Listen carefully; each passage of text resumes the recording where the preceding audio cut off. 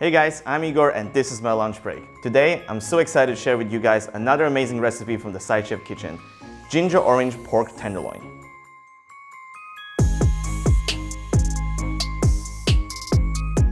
To make the rub, we're gonna add orange zest into a small bowl with the salt, and we're gonna get in with our hands and rub it in.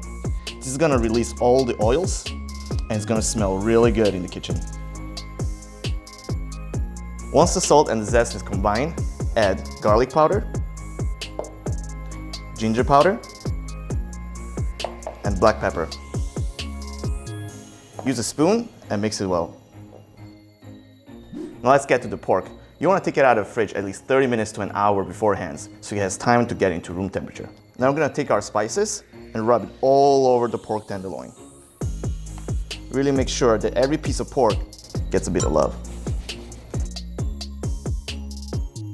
Once it's done, transfer to a greased baking tray, and into the oven it goes at 350 degrees Fahrenheit for about 40 to 45 minutes, or until the internal temperature reaches 145 degrees Fahrenheit. When roasting meats like this, always good to have a meat thermometer.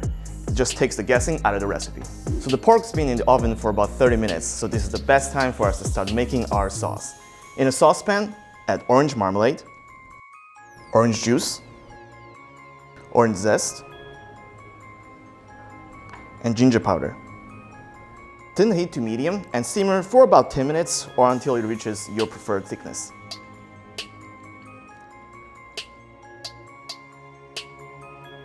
Alright, the meat is done. Look at that wonderful crust. Now I'm gonna wrap the meat in foil and wait about 10 minutes. You heard about this before, you gotta let the meat rest, otherwise you're gonna end up with a very juicy cutting board and not a very juicy tenderloin. Now after the longest 10 minutes of my life have passed, it's time to enjoy the fruits of our labor. Just look at that. Wow.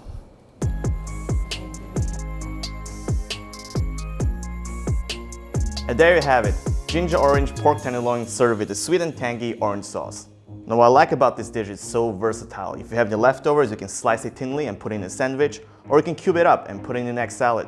For the full recipe, click on the link in the description below. Like, subscribe, and leave a comment to let us know what you think about the recipe. Also, turn on your notifications so you don't miss another one of our videos. Now I have to take it and serve it to my colleagues.